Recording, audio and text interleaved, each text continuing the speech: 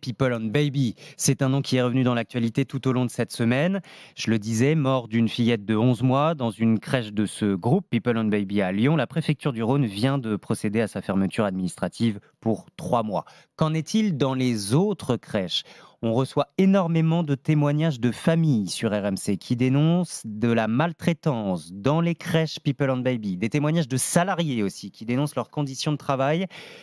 Comment en arrive-t-on là en France? Comment en arrive-t-on à la mort d'un bébé dans une crèche?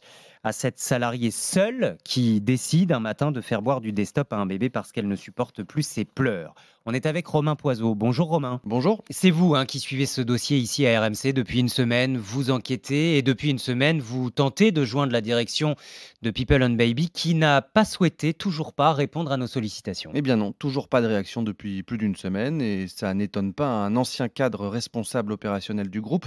Pour Jérémy, qui témoigne aujourd'hui sous anonymat, la direction est toujours restée muette face au mal-être de ses salariés dans les crèches.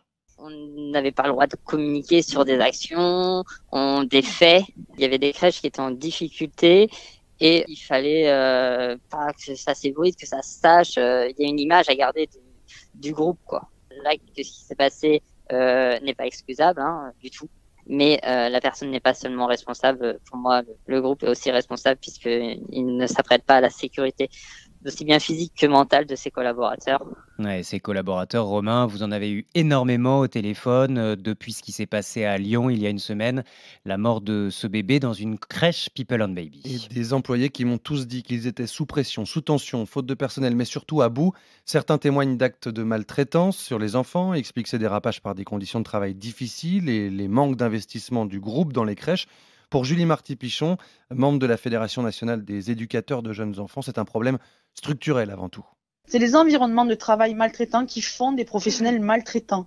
On ne se lève pas un matin en se disant qu'on va donner de la purée bouillante à un gamin. Quand vous n'avez pas les moyens de faire votre travail correctement, vous avez des professionnels qui sont usés, qui sont fatigués. Quand vous décidez que vous avez plus de bébés pour autant d'encadrants, quand vous décidez qu'il est possible d'accueillir 15% d'enfants supplémentaires tous les jours par rapport à votre agrément, quand vous décidez que vous faites en sorte que des professionnels qui sont moins diplômés et les moins formés soient majoritaires dans les équipes. À un moment donné, il ne faut pas s'étonner, quoi. Et le fait qu'aujourd'hui, il y ait des situations de maltraitance dans les structures, c'est un problème qui est général. En fait, il faut savoir, Mathieu, qu'un professionnel aujourd'hui peut encadrer jusqu'à 6 enfants maximum, quel que soit l'âge. Dans certaines crèches, seulement 2 auxiliaires s'occupent de 12 bébés.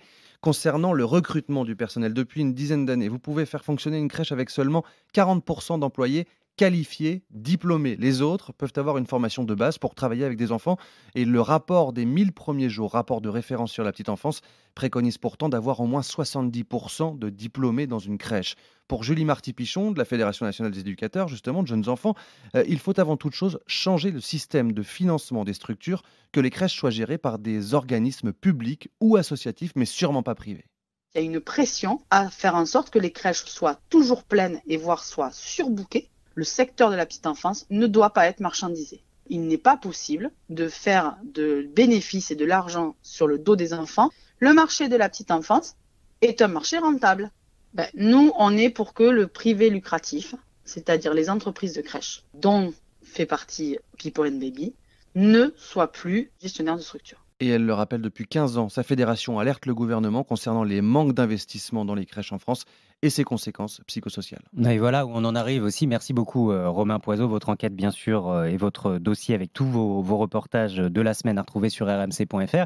Est-ce que la solution c'est d'interdire que le secteur privé dirige des crèches? People on Baby, j'ai l'impression que c'est le hors-PA de la petite enfance. Tiens, Julien nous écrit, on croit qu'il n'y a que l'hôpital qui va mal en France, mais en fait c'est tout le secteur de la santé, la petite enfance, le grand âge, la dépendance qui n'échappe pas à cette descente aux enfers.